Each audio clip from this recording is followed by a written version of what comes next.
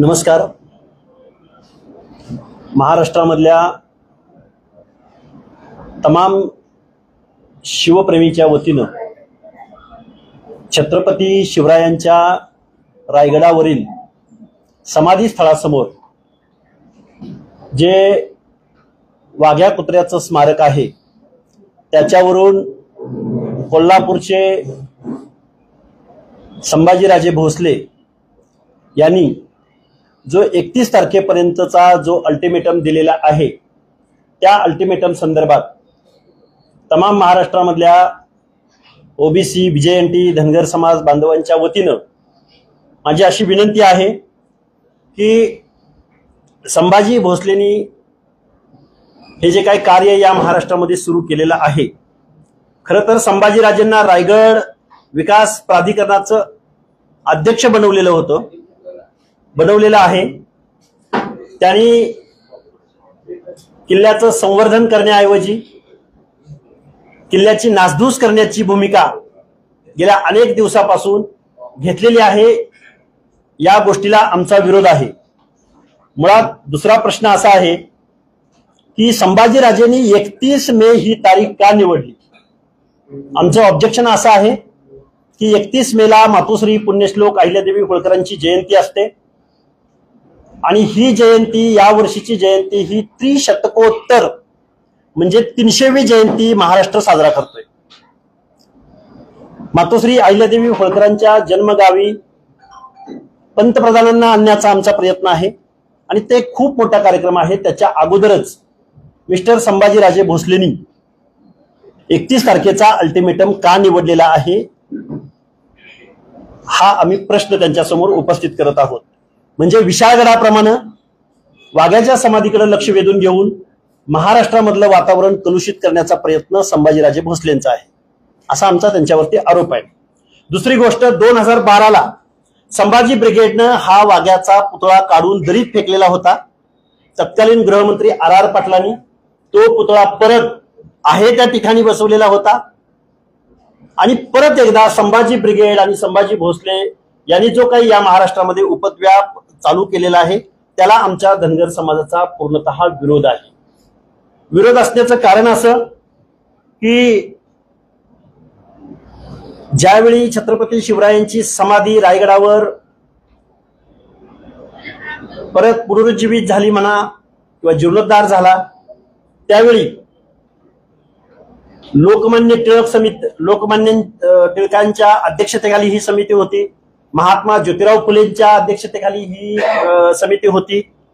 परत तृतीय तुकोजीराव होळकर नरेश यांनी त्या समाधीसाठी, जीर्णोद्धारासाठी आर्थिक मदत केलेली होती. परत आपल्या Chhatrapati Shivaji military preparatory school च्या समोर जो काही पुतळा छत्रपती शिवरायांचा पहिला पुतळा झाला असं मानलं जातं की त्या पुतळ्याला सुद्धा तुकोजी होळकरांनी मदत केलेली होती. परत तिळुसकरांची पुस्तकं इंग्रजीमधील ते पूर्णभर जगभर पाठवण्याचा जे काही तत्कालीन त्या कालावधीमधले 40,000 होळकरांनी दिलेले होते. आमचं म्हणणं असं आहे की ही जी काही सगळी मंडळी होती, लोकमान्य टिळक, महात्मा ज्योतिराव फुले आणि होळकर आणि त्यावेळची ही सर्व स्मारक समिती यांच्या हेतूविषयी काही इतिहासकार आणि संभाजीराजेंना शंका आहे का? या लोकांनी ज्या भावनेनं छत्रपती शिवरायांच्या समाधीचं, जी समाधी छत्रपती संभाजीराजेंनी उभी केलेली होती, त्यानंतर या समाधीची नासधूस कुणी केली? मग त्यानंतर या लोकांनी जी काही समाधीचा जीर्णोद्धार केला रायगडावरती, महात्मा ज्योतिराव फुल्यांनी जाऊन तिथं राहून ही समाधीचा जीर्णोद्धार करण्याचा प्रयत्न केला, त्यांच्या हेतूविषयी या लोकांच्या मनामध्ये शंका आहे का? मुळात रायगड विकास प्राधिकरणावरून संभाजीराजे भोसले यांची हकालपट्टी व्हावी, कारण विशाळगडाची नासधूस त्यांनी केलेली आहे. आता वाघ्या कुत्र्याचं नासधूस करण्याचा त्यांचा प्रयत्न आहे. तेव्हा आम्ही जर 31 तारखेच्या आतमध्ये रायगडावरती जर काही नव्यानं असं जर काही प्रकरण घडलं तर तमाम महाराष्ट्रातल्या धनगर समाजाचा त्याला विरोध असेल. मुळात विशाळगडाप्रमाणे जर अशी काही घटना घडली या महाराष्ट्रामध्ये आणि छत्रपती संभाजी भोसलेंनी जी काही टायमिंग निवडलेला आहे हे टायमिंग पूर्णतः चुकीचं असून त्यांच्या हेतूविषयी आमच्या मनामध्ये शंका आहे. मुळात या वाघ्या प्रकरणाविषयी इतिहासामध्ये एक अतिशय चांगला अभ्यास असणारे, त्यांना पुरावे हवे, त्या पुराव्याची इत्थंभूत माहिती असणारे, अभ्यास असणारे इतिहास तज्ज्ञ संजयजी सोनवणी इथं माझ्यासमोर आमच्या बरोबर उपस्थित आहेत. ते तुम्हाला या संदर्भात माहिती देतील. नमस्कार. 2012 साली समाजी ब्रिगेडने ही वाघ्या कुत्रेचा पुतळा दुरुस्त केला होता, दरीत फेकून दिला होता. त्यावेळेस मी अनेक पुरावे उपस्थित केले होते. त्या पुराव्यांकडे त्यांनी दुर्लक्ष केलं. त्याची परिणती त्या पुतळा उद्ध्वस्त करण्यात झाली आणि तो परत 24 तासाच्या आतमध्ये परत बसवलाही गेला. कारण इथं रायगड हा पुरातत्व खात्याच्या ताब्यात आहे. पुरातत्व खात्याच्या नियमाप्रमाणे रायगड का कोणताही जो संरक्षित किल्ला आहे त्याच्यावरचा दगड सुद्धा हलवण्याची कोणाला परवानगी नसते. त्यामुळे त्यांनी मुख्यमंत्र्यांना पत्र लिहिले. मुळात मुख्यमंत्र्यांना अधिकार आहे काय, हा पहिला प्रश्न. दुसरी गोष्ट, वाघ्या अनैतिहासिक आहे, काल्पनिक पात्र आहे, अशा स्वरूपाचे दावे केले जातात. परंतु त्याचा पुरावा खुद्द शिवकालीन एका शिल्पाच्या रूपाने जपला गेलेला आहे. बेलवडी नावाचं संस्थान होतं. 1678 साली छत्रपती शिवाजी महाराज दक्षिण दिग्विजयासाठी बाहेर पडले त्यावेळेस त्यांच्या सखोजी गायकवाड नावाच्या सरदाराने त्या बेलवडी संस्थांवर हल्ला केला गडीवर. आणि ती घडी जसं की तो येसाजी देसाई म्हणून तिथला जो संस्थानिक होता, राजा होता, त्याचा त्या युद्धामध्ये मृत्यू झाला. त्या मृत्यू झाल्यानंतर त्यांची जी पत्नी होती मल्लम्मा, त्या मल्लम्माने ते युद्ध चालू केलं. तिने हार मानली नाही. आणि जेव्हा शिवाजी महाराजांना कळालं की महिला असून ही हातात शस्त्र घेतले आणि ती आपल्या सैन्याशी लढते आणि एका महिलेशी आमचे सरदार लढत आहे, त्यामुळे शिवाजी महाराज संतापले, आपलं सैन्य मागं बोलवून घेतलं आणि स्वतः जाऊन ते बेलवडी संस्थान जे जिंकून घेतलेलं होतं ते शिवाजी महाराजांनी त्या मल्लम्माला परत दिलं. परत तर दिलंच, त्याच वेळेस तिला सावित्रीबाई असा खिताब सुद्धा दिला. आणि तिचा जो मुलगा होता, लहान मुलगा, त्याला मांडीवर घेऊन त्याला दूध भात भरवला आणि तिला आपलं बहीण मानलं. त्यानंतर मल्लम्माबाईने किंवा सावित्रीबाईने या प्रसंगाची आठवण ठेवण्यासाठी या बेलवडी संस्थातल्या गावोगावी दगडी शिल्प निर्माण करून ठेवली. त्यातलं एक शिल्प गदग येथे आजही मारुती मंदिराच्या बाजूस उपलब्ध आहे. ते शिल्प, या शिल्पामध्ये जर आपण पाहिलं तर छत्रपती शिवाजी महाराज आहेत, त्यांचे मावळे आहेत, अब्दागिरी घेतलेला एक मावळा उभा आहे आणि त्याच्या बाजूलाच एक श्वान दिसतो आपल्याला. तो मुघल हाऊन प्रजातीचा श्वान आहे. म्हणजे शिवाजी महाराजांचा हा श्वान नेहमी सोबत करत होता म्हणून शिल्पामध्ये हा श्वान आलेला आहे, नाही तर श्वान येण्याचं काही कारण नव्हतं. म्हणजे हा शिवाजी महाराजांच्या हयातीतलाच हा पहिला पुरावा आहे. दुसरा पुरावा आपल्याला आश्चर्य वाटेल, जर्मनांनी जपून ठेवलेला आहे. जर्मनांनी 1834 ते 1854 या काळात जे ग्रंथ लिहिले गेले त्याची एक सूची प्रकाशित केली. ती सूची केली 1856 साली प्रकाशित केली. आणि त्या सूचीमध्ये वेअर वॉर शिवाजी, म्हणजे शिवाजी कोण होता असं एक प्रकरण आहे. आणि त्या प्रकरणामध्ये त्याने जे लिहिलंय ते मी मराठीत वाचून दाखवतो, कारण मूळ मजकूर जर्मन मध्ये आहे. तो इंग्रजीत मी अनुभव माझ्या एका मित्राकडनं करून घेतला आणि त्याचं हे मराठी रूपांतर मी केलंय. तो असा आहे, शिवाजी नैसर्गिक मृत्यूने रायगड येथे 1680 साली मरण पावला. त्याच्या दहस्थळी स्मारक बांधण्यात आले. त्या बाजूलाच एका चबुतऱ्यात दगडावर राशीवपणे घडवलेला कुत्रा शिवस्मारकाकडे पाहत आहे. हाच वाघ्या, शिवाजीचा लाडका कुत्रा, ज्याने पेटत्या चितेत उडी घेतली होती. हे पुस्तक लिहिले जर्मनांनी. त्या पुस्तकाचं नाव आहे negotiations, authors and subjects of books. म्हणजे जर्मनी एवढा दूरचा देश, त्या देशाचे जे मिशनरी भारतामध्ये आलेले होते त्यांनी सुद्धा रायगडाला भेट दिल्यानंतर जर हा उल्लेख करून ठेवला असेल, आणि जर्मन काय भारताचा मित्र देश कधीच नव्हता, सांस्कृतिक संबंध नव्हते, तरी सुद्धा त्यांनी आपलं कुतूहलाने केलं निरीक्षण नोंदवून ठेवलेलं आहे. हे निरीक्षण कशात आलं हे आपण पाहिलं पाहिजे. तिसरी गोष्ट, गोगटे नावाचे जे इतिहासकार, महाराष्ट्रातील किल्ले नावाचं पुस्तक लिहिलेलं आहे, 1905 साली ते प्रकाशित झालेलं आहे. त्यात सुद्धा त्यांनी वाघ्या पुत्राबद्दलच्या समाधीबद्दल उल्लेख केलेला आहे. त्यानंतर 1919 साली राम गणेश गडकर यांनी राजसन्यासी नाटक लिहिलं. त्याची अर्पण पत्रिकाच वाघ्याला आहे आणि त्यात असं लिहिलंय, हे अर्पण पत्रिकेत, की शिवाजी महाराजांच्या शेजारीच ज्याची समाधी आहे तो हा वाघ्या जो इमानदार होता, निष्ठावंत होता, त्याचे स्वामी भक्त होता, त्याची ही समाधी शिवसमाधी जवळ आहे. त्यावेळेस शिवसमाधीचं काम सुद्धा पूर्ण झालेलं नव्हतं. वाघ्याचा चौथरा उडलेला होता. पुतळा वगैरे तर सगळ्या इंग्रजांनी जो 1818 साली रायगडावर हल्ला केला, त्यामुळे रायगडावर बऱ्याचशा वास्तू नष्ट झाल्या होत्या. त्याच खुद्द शिवस्मारकाची जी मेघडंबरी होती ती उद्ध्वस्त झालेली होती. त्यामुळे तिथे समाधी नव्हती, वाघ्याचा चौथरा नव्हता, का वाघाचं काहीच नव्हतं. हे जे दावे केले जातात हे दादांत खोटे दावे आहे. राम गणेश गडकरींच्या बद्दल या मंडळीला राग का, तर राम गणेश मंडळींना हे ब्राह्मण समजतात. खरं म्हणजे राम गणेश गडकरी ब्राह्मण नाही, ते कायस्थ आहे.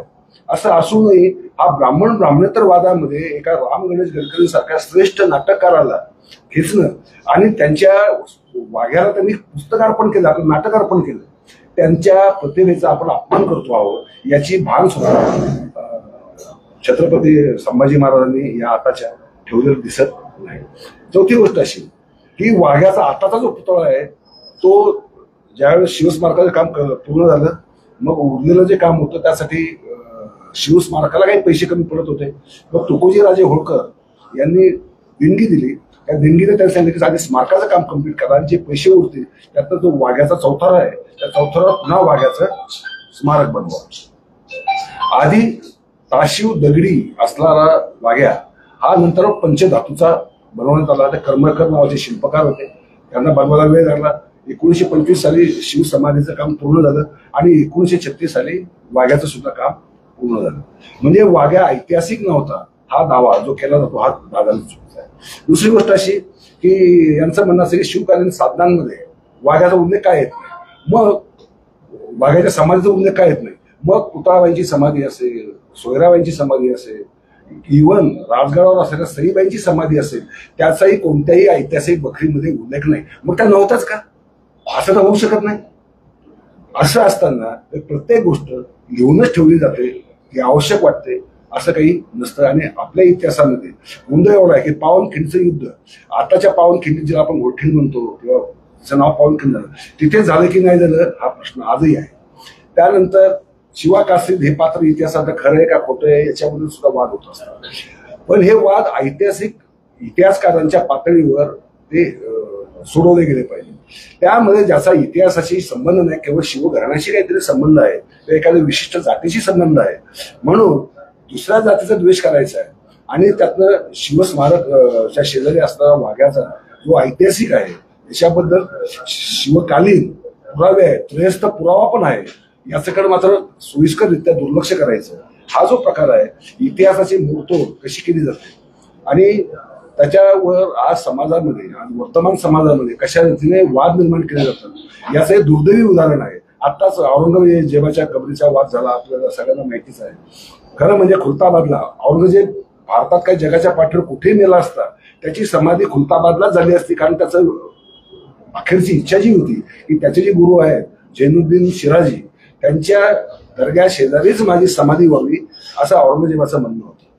त्यामुळे ती समाधी औरंगजेब महाराष्ट्रात मरो अजून कुठेही मरो त्याची समाधी ही खुलताबादला होणार होती. कारण खुलताबादला फक्त औरंगजेब जैनुद्दीन शिराजी कबर नाहीये, तिथे शेकडो कबरी आहेत. त्यात पहिला निजाम आहे, त्यानंतर आदिलशाह आहे, असे जे मलिक अंबर आहे, म्हणजे मोठ्या मोठ्या ज्या त्या काळातले मुस्लिम सरदार होते किंवा राजे होते किंवा संस्थानिक होते किंवा सुभेदार होते त्यांच्या समाध्या सुद्धा खुलताबादला आहे. मग याकडे दुर्लक्ष करायचं आणि वाद माजून द्यायचा. त्या वादातलं काही निघत नाही असं निष्पन्न आलं म्हणून आता वाघ्याचा वाद काढला. म्हणजे हिंदू मुस्लिम वाद करून झाला, आता मराठा धनगर वाद पेटवायचा आहे. हे जे एका छत्रपतींच्या वंशजाने करावं यासारखी दुर्दैवी गोष्ट कोणती असू शकत नाही. छत्रपती शिवाजी महाराज हे सर्व लोकांना रयतेला सोबत घेऊन चालणारे होते. त्यांच्या सैन्यामध्ये त्यांच्या सैन्यात महत्वाची गोष्ट त्यांच्या सैन्यामध्ये कुत्र्यांचंही पथक होतं आणि ते त्याचा उल्लेख डॉग्स इन वर्ल्ड या ऐतिहासिक माहिती जी दिली जसवंतलाल मेहता यांचं ते पुस्तक आहे. त्यांनी असं म्हटलं की शिवाजी महाराजांकडे कुत्र्यांची पथकं होती आणि गनिमी काव्याने ज्यावेळेस शिवाजी महाराज युद्ध करायचे तर कुत्र्यांची झुंड आधी ते सोडायचे शत्रूवर आणि गोंधळ उत्पन्न करायचे शत्रू सैन्यामध्ये. आणि मग गोंधळ उत्पन्न झाला की मग मावळ्या येऊन अचानक हल्ला करायची. त्यामुळे शिवाजी महाराजांचे अनेक विजय सोपे झालेले आहेत. म्हणजे शिवाजी महाराजांच्या व्यक्तिगत जीवनात तर होता एक कुत्रा, परंतु त्याच्या सैन्यात सुद्धा कुत्र्यांचं वास्तव्य होतं. आणि आता यांना कुत्रा अपमानास्पद का वाटायला लागला? कुत्रा कधीपासून अपमानास्पद झाला? जो मानवाने 80,000 वर्ष माणसाला पहिला प्राणी म्हणजे कुत्रा. म्हणजे ज्यावेळेस माणूस आदिम स्थितीमध्ये होता, कुत्र्याला पहिल्यांदा माणसावर गुहांमध्ये जी चित्र आहेत प्राचीन काळची, त्याच्यामध्ये माणसाबरोबर कुत्रा चालताना दाखवलेला आहे. शिवाजी महाराजांबद्दल बरोबर कुत्रा असण्याचे अनेक पुरावे आहेत. एवढंच काय, त्यांचा नातू शाहू महाराज, थोरले शाहू महाराज, त्यांचा सुद्धा खंड्या नावाचा कुत्रा होता. तो एवढा स्वामी भक्त होता. त्याची समाधी आजही संगम माहुली इथे आजही आहे. त्या खंड्याच्या स्वामी भक्तीविषयी सुद्धा एक फलक तिथे लावलेला आहे. म्हणजे माणूस आणि कुत्रा यांच्यात जे प्रेमाचे पूर्वीपासून संबंध राहिले. कुत्रा संरक्षक असतो, इमानदार असतो, आणि कुत्र्याबद्दल अनेक दंतकथा जगभर प्रचलित आहे. कुत्र्याच्या स्वामी निष्ठेबद्दल अनेकदा कुत्रे मालक दिसला नाही तर अन्न त्याग करतात वगैरे, आपलं हे सगळं माहिती आहे. अशा स्थितीमध्ये हा तुम्ही कुत्र्याचाही, एका स्वामी भक्त कुत्र्याचा पण अपमान करताय. आणि पशुपालकांना तर कुत्रा किती महत्वाचा असतो. आता दत्तगुरूंबरोबर 3 कुत्रे असतात हे आपल्याला माहिती आहे. खंडेराव, महाराष्ट्राचे कुलदैवत खंडोबा, त्यांची एक प्रश्न असा विचारायचा, तुम्ही आत्ताचे ऐतिहासिक पुरावे दिले ना, म्हणजे छत्रपतींच्या घराण्यातल्या अनेक समाधी नाहीत असं म्हणाला, तो कुठे कुणाच्या नावं घेतलं, तुम्ही एकदा ते रिपीट करताय का? आता बघा, पुतळाबाईंचं श्री समाधी असावी असं काही लोकांचा तर्क आहे. परंतु पुतळाबाई सती गेल्या हा इतिहास आहे. आणि सतीची वृंदावन असतं किंवा स्मारक शिळा असतं, सती शिळा आपण ज्याला म्हणतो. आणि ती सती शिळा रायगडावर आहे. जगदीश्वर मंदिराच्या बाजूला ती सती शिळा ठेवलेली आहे. वृंदावन काय बांधले गेलेलं नाही. राहिलं सोयराबाईंची समाधी असू शकत नाही, कारण त्याच्याबद्दल सोयराबाईंबद्दल 2 प्रवाद आहेत. त्यांनी संभाजी महाराजांच्या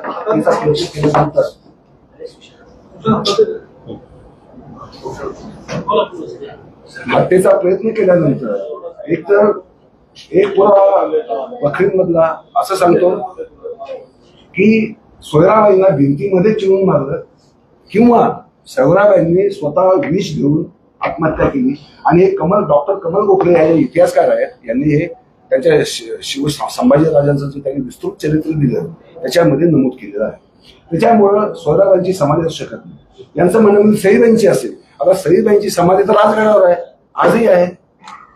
त्यामुळं ती रायगडावर कशी? आणि मुळात सईबाईच्या समाधीचा उल्लेख एका कागदपत्रात नाही, किंवा शिवघराण्यातल्या कोणाची म्हणजे त्यांच्या ज्या राण्या होत्या त्यांच्या समाधीचे उल्लेख नाहीये. मग एका कुत्र्याच्या समाधीचा उल्लेख केला जाईल याची अपेक्षा आपण कशी ठेवू शकतो? इतिहासामध्ये असे पुरावे असतात की काही लिखित स्वरूपात मिळतात, तर काही वास्तूच्या रूपात मिळतात, काही पुरातत्व खात्याच्या रूपाने मिळतात, आणि त्यातनं आपण अन्वय अर्थ इतिहासाचा काढायचा असतो. ते काम सुबुद्ध लोकांचं आहे, निर्बुद्ध लोकांचं नाही. त्यांनी त्या भांगडीत पडू पण नाही. त्यांनी इतिहास वाचावा, पटलाला घ्यावा, नाही का सोडून द्यावा. कारण उद्या नवीन पुरावा ते इतिहास बदलत असतो. इतिहास काय कायम आहे तसा काही राहत नाही. नवीन समजा कागदपत्र मिळाली, काय मिळाली, परंतु हा त्यांच्या समकालीन पुरावा ऑलरेडी मिळालेला आहे कुत्र्याच्या अस्तित्वाचा, आणि त्याला आपण नाकारायचा प्रयत्न करणं हा शिवद्रोह आहे, महाराष्ट्रद्रोह आहे, आणि समाजाशी केलेला घोर प्रतारणा आहे असं मला म्हणावंसं वाटलं या संदर्भात एक इतिहासकार. त्यांचं असं म्हणणं की भारतीय पुरातत्व खात्याकडे सुद्धा याबाबतचे कोणतेही पुरावे नाहीत, त्याचा दाखला त्यांनी पुरातत्व खात्याचं पत्र त्यांनी उपस्थित करावं. पुरातत्व खात्याचं असं म्हणणं जर असेल असं त्यांचं म्हणणं आहे, कारण मुळात तिथे चौथारा शिव समाधीच्या बाजूला चौथारा जुन्या फोटोमध्ये आजही दिसतो. त्याच्यामुळे तो नाही. आणि 1883चं जे कुलाबा गॅजेटियर आहे त्या कुलाबा गॅजेटियर मध्ये तर त्यांनी शिवसमाधीचा उल्लेख केलेला नाही. मग त्याचं काय करायचं? इंग्रजांनी उल्लेख केलेला नाही किंवा पुरातत्व खात्याने उल्लेख केलेला नाही म्हणून तो नव्हताच असं, मग शिवसमाधी नव्हती असं म्हणावं लागेल. पण तिथं आहे, इथं ऐतिहासिक वास्तव आहे. त्यामुळे पुरातत्व खात्याचे असं म्हणणं असतं ना, हे मला शक्य वाटत नाही. पुरातत्व फार तर काय म्हणेल की ती समाधी नेमकी कशाची आहे, कशाची उत्खनन करा. आणि मी तर मागच मागणी केली, उत्खनन करा, टेस्ट करा. आता शिवाजी महाराजांची समाधी ती 1854 साली एका भोसले नावात चोराने फोडली होती. त्याला काही धन मिळेल अशी आशा होती, ते काही मिळालं नाही. पण ते फोडलेला भाग मात्र तसाच राहिला आणि त्याच्यामध्ये उदमांजर घुसली. आणि ते उदमांजर आहे, उदमांजराची हाड आहे, ते कसं लक्षात आलं? त्यांची डीएनए टेस्ट केल्यानंतर लक्षात आलं. आमचं काहीच म्हणणं नाही, तुम्ही करा ना डीएनए टेस्ट, तुम्ही खोदा आडवा छेद घ्या, म्हणजे गोष्ट करायची गरज नाही. तुम्ही जर आता तिरका छेद घेऊ शकता, सायन्स तेवढं पुढे गेलेलं आहे, तुम्ही टेस्ट घ्या, त्याला आमची काही हरकत नाही. परंतु काही आगापिछा नसलेली विधानं करून, मागण्या करून एक वातावरण कलुषित करणं, आज महाराष्ट्रातलं आपण जर पाहिलं तर वातावरण कधी नव्हे एवढं आधीच कलुषित झालेलं आहे. या कलुषित वातावरणात आपल्याला शांतता आणायची, शांतता प्रस्थापित करायची, सौहार्द निर्माण करायचं, की एकमेकांच्या विरुद्ध दूर करायचं. आधी संभाजी ब्रिगेडने वाद काढला, तो ब्राह्मणाचा वाद काढला. त्यांनी काय म्हटलं होतं की ब्राह्मणांनी मुद्दाम शिवरायांचा अपमान करण्यासाठी ही कुत्राची समाधी बांधली. आता ब्राह्मणांना शिवरायांचा अपमानच करायचा असता, त्यांनी मुळात समाधीच कशाला बांधली असती, समाधीचा जीर्णोद्धारच कशाला केला असता? एवढा साधा प्रश्न या बिंडोक लोकांच्या लक्षात आला नाही. ही एक वाईट गोष्ट आहे, ही अत्यंत अपप्रवृत्ती आहे. विवेक हरपला असल्याची किंवा सतत विवेक बुद्धी नसल्याचंही लक्षण आहे. मग तुम्ही फक्त वाघाच कशाला काढता? तुम्ही मग जे ब्राह्मणांनी जी मेघडंबरी वगैरे उभारली ती सुद्धा काढा आणि नवीन बांधा. कारण त्यावेळेस छत्रपती घराण्यातल्या एकानेही या शिवसमाधीसाठी 1 रुपयाची आर्थिक मदत केलेली नाही, हे आपण विसरता कामा नाही. इव्हन किर्लोस्कर गुरुजी ज्या वेळेस कर्जबाजारी झाले होते त्यावेळेस त्यांना, आणि ते शिवचरित्र देऊन इंग्रजीत जेव्हा त्यांनी लिहिलं तेव्हा कर्जबाजारी झाले, त्यांना अक्षरशः घराच्या बाहेर पडायची वेळ आली होती. त्यावेळेस त्यांना 40,000 रुपयाची मदत देणारे तुकोजी राजे होळकर होते. म्हणजे तुम्ही वाघा काढून तुकोजी राजे होळकरांचा अपमान करताय, त्यांच्या दानशूर बुद्धीचा अपमान करताय आणि त्यांची जी शिवभक्ती होती तिच्यावर प्रश्नचिन्ह उपस्थित करताय. तर हे कसं चालेल? हे काही न्याय म्हणतात नाही. काही त्याचा अभ्यासाचं म्हणणं आहे की असं काही लोक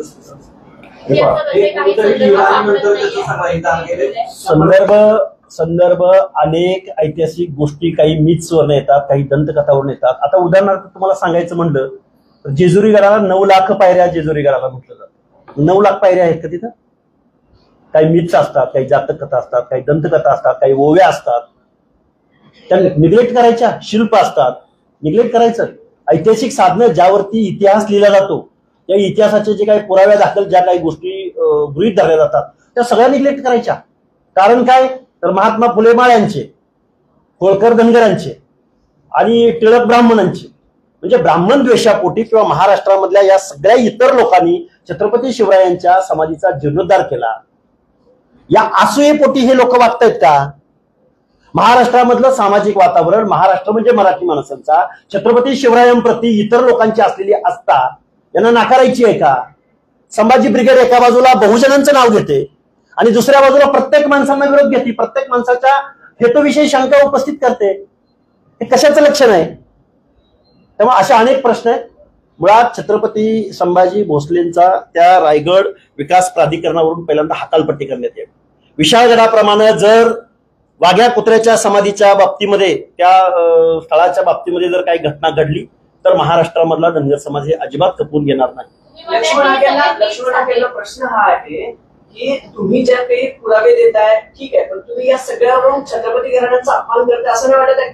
औरंगजेबाच्या कबरीवर लक्ष्मण हाके गप्प राहिले, राहुल सोलापूरकरने अपमान केला, लक्ष्मण हाके गप्प राहिले, प्रशांत कोरटकरने अपमान केला, लक्ष्मण हाके गप्प राहिले, आपटेंनी अपमान केला, त्यावेळेस लक्ष्मण हाके नाही बोलले. 1 मिनिट, प्रश्न कंप्लीट होते. आज रायगडाचा विषय निघाला की लक्ष्मण हाकेला इतिहास तज्ञांना सोबत घेऊन पत्रकार परिषद घेण्याची गरज पडते. हेच लक्ष्मण हाके राहुल सोलापूरकरांच्या बाबतीमध्ये मी बोललो आहे, कोरटकरांच्या बाबतीमध्ये मी बोललो आहे.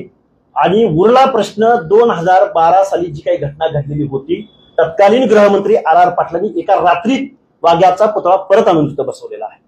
त्यावेळी धनगर समाजाने प्रतिकार केला होता, त्यात आम्हीच होतो. हेच सोनवणे साहेब होते, महादेव जानकर होते, अनेक.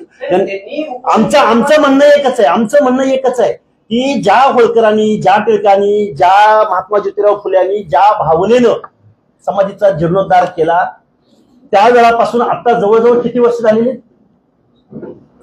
70-80 वर्ष, 80 वर्ष झालेले आहेत. एवढ्या कालावधीमध्ये कोणच तज्ञ मंडळी नव्हती की संभाजी भोसलेंना 31 मे अहिल्यादेवी होळकरांचा त्रिशतकोत्तर जन्म शताब्दी महोत्सव होतोय, हीच तारीख अल्टिमेटम द्यावीशी वाटली तुम्ही दोन वेगळे संदर्भ जोडले असं नाही वाटत का? दोन संदर्भ कसले संदर्भ? आम्ही तेच विचारतोय आम्ही. महाराष्ट्राचं राजकारण हाके प्रदूषित करतायत असं वाटत नाही का? त्याचं उदाहरण आम्ही सांगतो दोन वेगळे संदर्भ जोडतायत सर. 30 तारीख 31 तारीख हा तारखेचा बाद नाहीये. अहिल्यादेवी होळकरांची जयंती आहे, खूप मोठी जयंती आहे आणि तुम्ही तो वाघ्या कुत्रा म्हटलं की होळकरांचा संदर्भ येतो, होळकरांच्या हेतूचा संदर्भ येतो.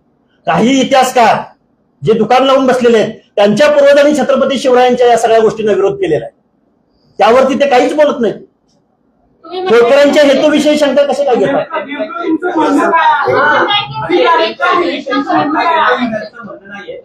की त्या शिवाजी महाराजांच्या समाधी शेजारच्या बाजूने उभं केलेलं आहे, त्याची उंची देखील मग इतिहास तज्ञ मंडळींनी महाराष्ट्र शासनानं तशी एखादी समिती नेमावी. आम्ही तेच बोलतोय. हे कोण आम्ही काढू म्हणणार आहे? प्राधिकरणाचे अध्यक्ष आहेत आता. मग प्राधिकरणाच्या अध्यक्ष मुख्यमंत्र्यांना कसं काय पत्र लिहू शकतात? नाही, पुरातत्व खात्याला लिहू शकतात. मुख्यमंत्री त्यांच्या थ्रूवर जातील ना. अरे पुरातत्व खात्याला पत्र लिहिलं गेलं पाहिजे, मुख्यमंत्र्यांना अधिकार नाही. पुरातत्व खात्याने सांगितलं 100 वर्षाच्या जर वर अशी काही संरचना झाली तर म्हणजे काढणं हा उद्देश आहे का? नाही काढणं उद्देश नाही. मग अभ्यास व्हावा ना त्याच्यावर. मग अभ्यास आम्ही पण तेच म्हणतो, अभ्यास व्हावा. हो, मग आता ते सांगितलं ना त्यांनी. 100 वर्षाचे जे म्हटलेत ना ते चुकीचं बोलले. मुळातच घटनेतच तरतूद आहे 1947च्या आणि भारतातली जी काही स्मारकं असतील, मंदिरं असतील, ऐतिहासिक गोष्टी असतील, पुरातत्व गोष्टी असतील, औरंगजेबच्या कबरीप्रमाणे ह्याच्यात बरेच ऐतिहासिक असतात, एकत्र बसून सोडवलं पाहिजे वगैरे. त्यामुळे मुख्यमंत्र्यांना वगैरे एकत्र हे पहा. त्यासाठी मी तर हायकोर्टात जाणार आहे आणि जर असं काही झालं खरोखर काढायचा प्रयत्न केला तर मग पुष्कळ जसा आधी बसतो तसा परत एकदा असणार. प्रश्न आता तो नाहीये. प्रश्न असा राहिलाय की हे मुळात समाजामध्ये आता ते काल संभाजी महाराजांनी पत्र दिल्यानंतर समाजामध्ये जी खळबळ आपल्याला जाणवते, सोशल मीडियावर जे वादळ जाणवते ते चिंताजनक आहे असं पत्रकारांनाही वाटलं पाहिजे. आणि हे वातावरण कुठेतरी आपल्याला उलट निवडलं पाहिजे, कुठेतरी सौहार्द आणि शांती निर्माण केली पाहिजे. हे वाद पुन्हा इतिहासात काढून त्याला आपण म्हणतो ना गळे मुर्दे उखाडायचे आणि त्याच्यावर लोकांनी आपल्या पोळ्या घालायच्या आणि आपण शांत बसायचं. असं तर होऊ शकत नाही. तुम्ही म्हणताय की मीच आहेत सगळे, मग कोण म्हणताय ते खरंय?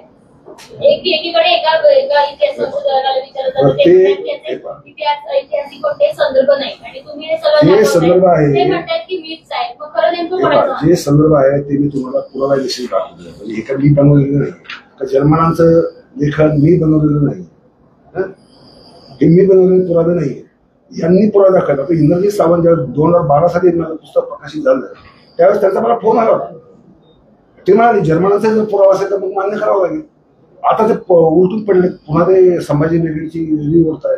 मला इतिहासकारांबद्दल इतर इतिहासकारांबद्दल काही माझं म्हणणं नाही. मी सत्य असाही माझा दावा नाही. मी फक्त माझ्या जवळ जे आहे पुरावे ते दाखवतो, जे माझ्याकडे नाहीये ते काही मी दाखवायचा प्रश्नच येत नाही. मी काहून ते बघायला आलो नाही. तुमच्यासाठी प्रश्न आहे. आता ते वारंवार प्रश्न जे इतिहासातले आपल्या समोर येतात, मात्र खरं पुरावे कुठले आपण धरावे याचे काही मापदंड आहेत का? तुम्ही इतिहास अभ्यासक आहे तुमच्यासाठी. त्या 2 मापदंड महत्वाचे आहेत. एक तर त्रयस्थ पुरावे, जसं आपण ह्युएन्सने जे प्रवास वर्णन 6व्या शतकात लिहिलं ते आपण भारतातल्या स्थितीबद्दल त्याचा एक महत्वाचा पुरावा मानतो. तर इत्सिंगने लिहिलेले प्रवास वर्णन आहे त्याचा पुरावा आपण महत्वाचा मानतो, आपल्या भारतातल्या लेखनापेक्षा महत्वाचा, कारण तो पर्यायी दुय्यम पुरावा आहे आणि तो तिसऱ्या त्रयस्थ व्यक्तीने लिहिलेला आहे म्हणून. दुसरी गोष्ट अशी की पुरातत्वीय पुरावा जो असतो त्या काळातली शिल्प असतील, त्या काळातली कोणतीही बांधकामं असतील का, मंदिर असतील का, मशिदी असतील का, काही असेल, तो एक पुरावा आपण इतिहासामध्ये महत्वाचा बोलतो. तिसरा गोष्ट मग पत्र, पखरी ही दुय्यम साधने. पखरींना प्रायमरी साधन, अगदी विकार राजवाडे सुद्धा पखरींना दुय्यम दर्जाची साधनं म्हणायची. त्यामुळे जी पत्र असतील तर मी अस्सल मानणार. पत्र जर नसेल, बखरीत लिहिले त्याला मी पुरावा मानणार नाही. म्हणजे बखरीमध्ये अनेक गोष्टी, दंतकथा किंवा इतक्या आलेल्या आहेत की आता खुद्द संभाजी राजांचं चरित्र जे आहे ते त्या बखरीतल्याच दंतकथांवर पूर्वी लिहिलं जायचं आणि ते विकृत आणि काय म्हणून आपण त्याला संभाजीराजांची बदनामी करणारे होतो. पण नंतर कमल गोखले असतील, वासी बेंद्रे असतील, यांनी त्यावेळेची जी डचांनी काय लिहिले, इंग्रजांनी काय लिहिले, फ्रेंचांनी काय लिहिले, त्यांच्यातला पत्रव्यवहार काय आहे आणि मोगलांच्या दरबारात काय लिहिलं गेलेलं आहे, आदिलशाहच्या दरबारात काय लिहिलं गेलेलं आहे, असा तुलनात्मक अभ्यास केला तेव्हा हे संशोधन करून नव्याने चरित्र लिहिलं. आणि मग त्यांच्या चरित्राचे डाग पडलेले होते की ते बाहेर खाली होते, व्यसनी होते, नशेत बेधून राहायची वगैरे जे दावे केलेले होते बखरींनी, ते दावे खोटे निघाले. किंवा त्यांच्या जीवनात कोणत्या स्त्रिया आल्या होत्या, त्यांनी पळवून दिली होती वगैरे, ज्याच्यावर चित्रपटही निघाले होते. आपल्याला माहिती आहे थोरातांची कमळा वगैरे चित्रपट आपल्याला सगळ्यांना माहिती. म्हणजे पुरावे खरे कोणते म्हणायचे यासाठी मापदंड आहे की कादंबरीला आपण इतिहास जसं मानत नाही तसं बखरीला आपण इतिहास मानू नये. आपण समकालीन साधनं काय आहेत आणि त्रयस्थ प्रवाशांनी काय लिहिलंय. आता ताजमहाल आहे, ताजमहालच्या संदर्भात बर्नियरने काय लिहिलंय, तो बाहेरचाच प्रवासी होता, किंवा इब्न बतुताने काय लिहिलंय, त्याचे पुरावे आपण जास्त ग्राह्य धरतो कारण ते त्रयस्थ लोक होते, कारण त्यांचे काही कोणते स्वतःचे व्यक्तिगत हेतू नव्हते, त्यामुळे त्यांचे पुराव्यांकडे प्रश्न आहे. साहेबांना एक प्रश्न आहे. मी आता उदाहरण देताना विशाळगडाचं उदाहरण दिलं. विशाळगडावरचं अतिक्रमण आठवलं. 2 अतिक्रमणामध्ये विशाळगड आणि प्रतापगड अफजल खानाचं हे अतिक्रमण नव्हती का, आणि सरकारनं ते हटवण्याचा निर्णय घ्यायला सरकारनं चूक केली का? अतिक्रमण वाढत चालली होती गडावर, येतं पाणी आहे तुम्हाला? हे आत्ताच टायमिंग कसं काय आलं? एवढी वर्ष काय करत होते हे सगळे लोक? अगोदरच्या लोकांना काही कळतच नव्हतं असं तुमचं म्हणणं आहे का? नाही, तुमचं हो म्हणणं आहे ना आमचं. मी म्हणतोय ना, मी संभाजी भोसलेंनाच का बोलावं लागतं हे? त्यावेळी समित्या नव्हत्या, त्यावेळी राजे नव्हते, संभाजीचे अगोदरचे पूर्वज नव्हते, त्यावेळी त्यांनी शंका उपस्थित केली नाही. आता स्वतःचा राजकीय स्कोअर सेट करायला का? हा संभाजी भोसले महाराष्ट्रातल्या इतर कुठल्याही लोकांचं छत्रपती शिवरायांना एका जातीपुरतं मर्यादित करण्याचा एक घिनवणा प्रयत्न संभाजी भोसले करतायत. इतर लोकांनी ज्यांनी कुणी काय केलं ते नाकारण्याचा हा केविलवाना प्रयत्न आहे. महाराष्ट्रातल्या सर्व 18 पगड 12 मावळ, अरे हे आता बोलायचं म्हणलं तर खूप आहे. जीवा महाले, शिवा काशीद, बेहरजी नाईकाची समाधी सुद्धा नाही, पुतळा सुद्धा नाही, त्याच्यावर एक साधं पत्र्याचं छप्पर सुद्धा नाही. हे दिसलं कधी या संभाजी भोसलेंना? कार्यकर्ता म्हणून मी हे प्रश्न उपस्थित करतोय.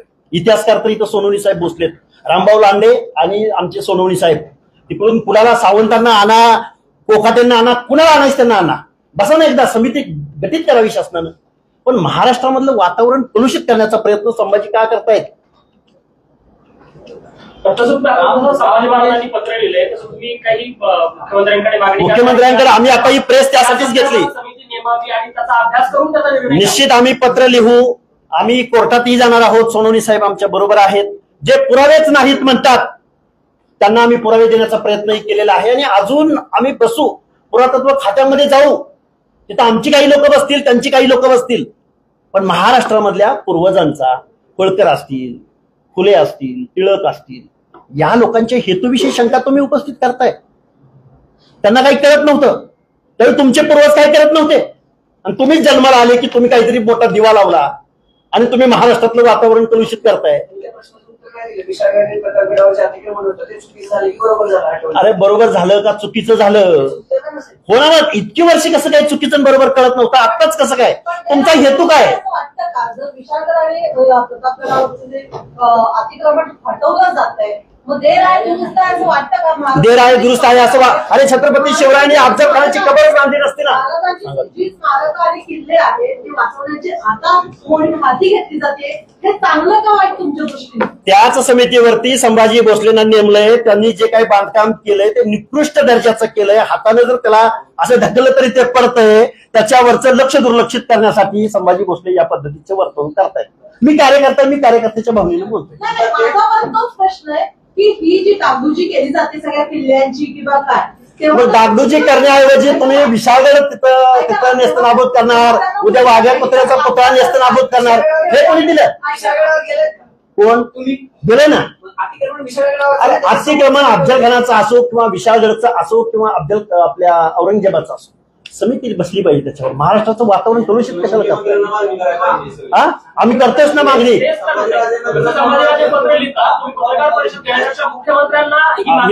आम्ही मुख्यमंत्र्यांना मागणी करू, आम्ही कोर्टात जाऊ, करू आम्ही ते.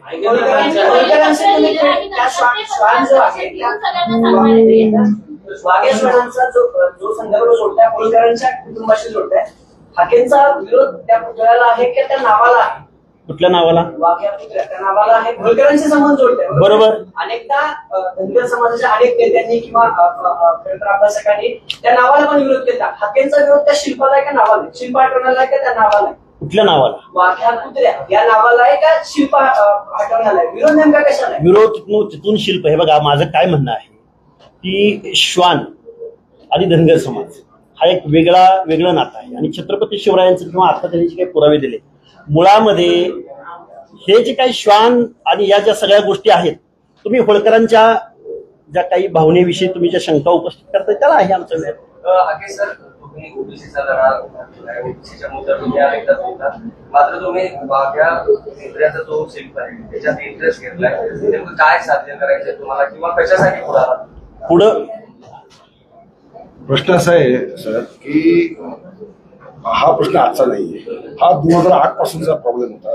दरवर्षी ही शिवजयंतीच्या राज्याभिषेक दिनाच्या आधी आम्ही हा पुतळा काढणाऱ्याची मागणी संभाजी ब्रिगेड करत होतो.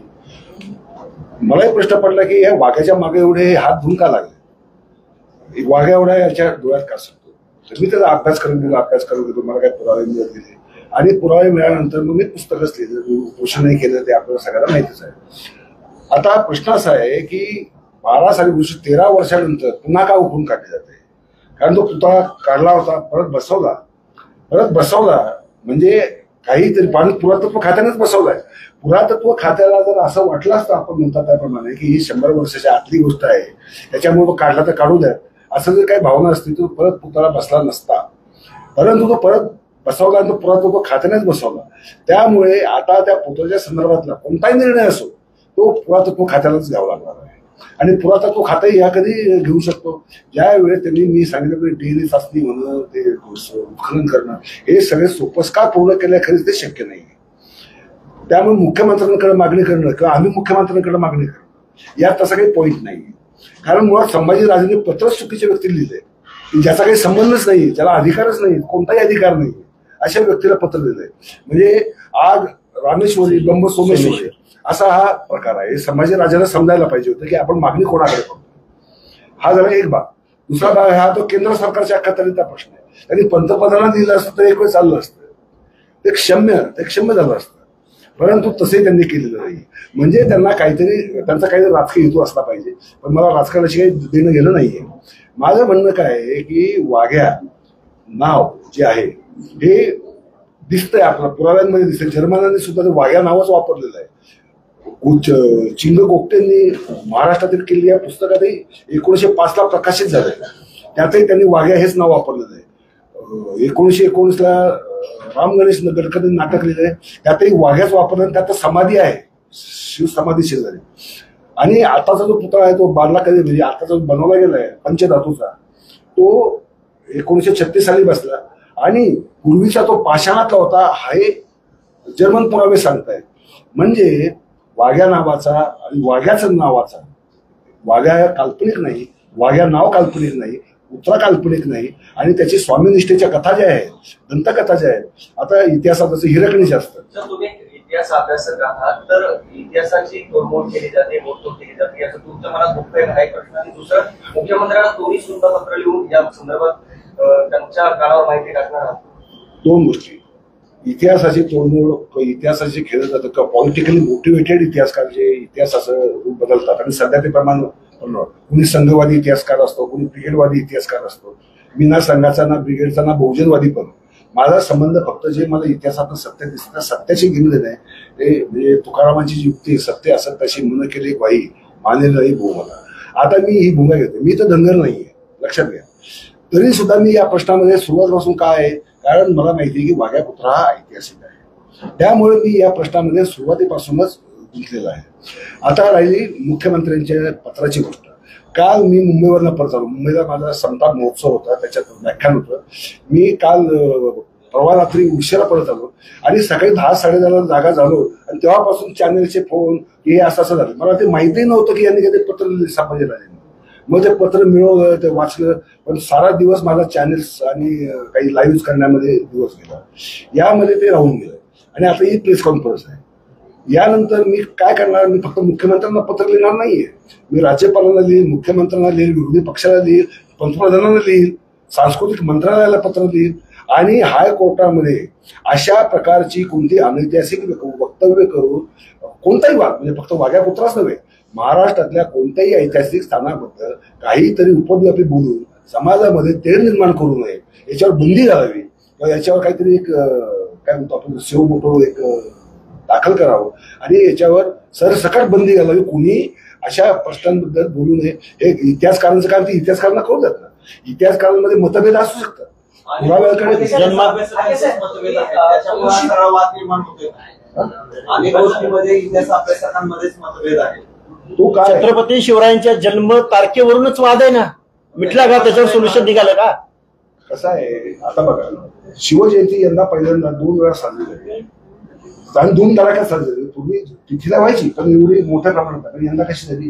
कारण सरकार कोणत्या पक्षाचं आहे, कोणत्या विचारसरणीचं आहे त्यानुसार इतिहास बदलतो.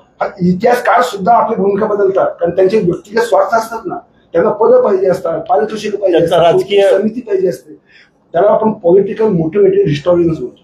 आणि हे असे हिस्टॉरियन्स इतिहासाचे खुनी आहे आणि अशा इतिहासकारांना इतिहासकार मानणं हा सुद्धा गुन्हा आहे असं मला व्यक्तिशः वाटतं. तुम्ही म्हणाल की महाराष्ट्राचं वातावरण जे आहे ते कलुषित केलं जाते. 100% तुम्ही म्हणताय, तुम्ही राजकारणात समाजकारणात ऍक्टिव्ह आहात, मान्य आहे. नितेश राणे आणि म्हात्रेंनी त्यावेळेस खरं तर जो संसदेत औरंगजेबाच्या कबरीचा विषय निघाला, नितेश राणेंनी समोरून बोलले की कबर उकडून काढू, उपमुख्यमंत्र्यांनी बोलले, विधिमंडळात त्याच्यावर चर्चा झाली. त्यावेळेस महाराष्ट्राचं वातावरण कलुषित झालं नाही का? झालंच ना, प्रश्नच नाही. तुम्ही विरोध नाही केला. हो, दंगल झाली नागपूरची, ते कशाला परिपाक? तुम्ही त्यावेळेस विरोध बोललोय मी, प्रत्येक ठिकाणी बोललोय, फक्त प्रेस घेतली नाही, मी गावावरून बोललोय, एवढाच विषय. माझ्या पोस्ट पण आहेत, मी तुम्हाला दाखवतो. खबर काढावी की नाही काढावी? अरे खबर काढावी का नाही काढावी हे बघा, मला सांगा, तुम्ही इतिहास नाकारू शकणार आहे का? काढली म्हणून औरंगजेब हे पात्र गायब होणार आहे का? इतिहासकार राजकारण्यांच्या पदानुसार आपली भूमिका बदलतात. एकीकडे तुम्ही म्हणता की खबर काढली तर इतिहास पुसला जाणार आहे. नेमकी तुमची भूमिका काय असणार आहे या सगळ्यामध्ये? महाराष्ट्रातलं सध्याचं वातावरण कलुषित होऊ नये, मग खबर असावी. तेच सांगतो ना, कुणाच्या वागण्यामुळं, कुणाच्या अशा इतिहासकार बनण्यामुळं आणि हातामध्ये घेऊन आम्ही म्हणेल ते, अशी जर कुणाची भूमिका असेल तर त्याला ते समाज विघातक आहे ना. कलुषित होण्याची महत्त्वाची कारणं काय वाटतात? रामगणेश यांचा उल्लेख केला तुमच्या संदर्भात सांगितलं, परंतु समाजाला रामगणेश गडकरी जे लिहिले त्याच्यावर देखील मोठा वाद निर्माण झाला होता. त्यामुळे रामगणेश गडकरींची माहिती याला असं कसं? पहिली गोष्ट अशी आहे, ते नाटक आहे. आपण काय करतो, छावा चित्रपट बघून आपण समाजी मानवाचा इतिहास शोधतो. कादंबऱ्या, नाटकं ही इतिहासाची साधनं अजिबात नाहीये. ती कथाकार, कलाकार, मी कादंबरीकार आहे. त्यामुळे मी इतिहासावरच कादंबरी लिहितो. तर मला काही काल्पनिक प्रसंग निर्माण करायला तर मी माझ्या मजबुराप्रमाणे, माझ्या आवडीप्रमाणे ते निर्माण करतो. आणि मुळात राजसन्यास नाटक हे अपूर्ण आहे, ते मुळात अपूर्ण नाटक आहे. पण त्याची जी अर्पण पत्रिका आहे ती मात्र पूर्ण स्वरूपात उपलब्ध आहे. माझा मुद्दा वाघ्याच्या संदर्भात त्या अर्पण पत्रिकेपुरता मर्यादित आहे की त्यांनी वाघ्या आहे त्याच्या शिवसमाधी शेजारीच त्याची समाधी आहे हे त्या अर्पण पत्रिकेत दिले. म्हणजे तो त्यांना जर ती नसती, समाधीच नसती तर राम गणेश गडकरी कशा लिहिलं नसतं त्यांनी. पण सर, तो अपूर्ण माहितीच्या आधारे समाधी अशा पद्धतीने अपूर्ण आहे म्हणून आपण तो मुद्दा समजू शकतो. परंतु ज्याची माहितीच अपूर्ण आहे किंवा चुकीची आहे तर त्याला वागत असेल तरी पूर्ण माहिती आहे असं कसं म्हणतो? आता पहिली गोष्ट अशी आहे, वाघ्याचा समाधी, त्यांनी समाधी हा शब्द वापरला आहे. समाधी आहे आणि ज्या काही तो स्वामी भक्त होता, एकनिष्ठ होता, या सगळ्या दंतकथा पसरलेल्या असेल, त्यावर तो त्यांनी ते स्वामी भक्तीची वगैरे दिली असेल. तो स्वामी भक्त साधारणपणे असतो असं मानलं जातं. त्यामुळे ते आपण एका नाटककाराचं किंवा तो फार कलात्मक लिहायची राम गणेश गडकरी आपल्याला माहिती, त्यामुळे त्यांनी केलेली ती काय आपण त्याला ती मांडणी त्यांच्या शैलीमध्ये त्यांनी ती मांडणी केलेली. परंतु नाटकाचा जो भाग आहे, इतिहासकार काय म्हणजे कादंबरी काय करतो, त्याला जे संदर्भ उपलब्ध होतात. म्हणजे आता विश्वास पाठकांनी पानिपत लिहिली, त्याच्यानंतर पानिपत संदर्भात अनेक नवीन पुरावे पुढे आले. मग त्यांनी ती कादंबरी पूर्ण बदलून टाकायची का? तसं होत नाही. त्यांनी जी काही लिहिली ती लिहिली. किंवा छावा ह्या कादंबरी जी आहे याच्यात चित्रपट निघाला, ते छावा कादंबरी त्यावेळेस शिवाजी सावंतांना जे पुरावे उपलब्ध होते किंवा जी माहिती उपलब्ध होती, कारण कादंबरीकार काय करतो, तो दंतकथाही वापरतो, इतिहासातले वापरतो आणि परस्पर विरुद्ध पुरावे असले तर मग सोयीचा पुरावा कोणता वाटतो आपल्या कथेला तो वापरतो. त्यामुळे आपण ते कादंबरीकार नाटक करणं दोष देऊ शकत नाही. माणदेश प्राईम सबस्क्राईब करा आणि अपडेट रहा. नवीन व्हिडिओच्या नोटिफिकेशनसाठी बेल आयकॉनचं बटन दाबा. धन्यवाद.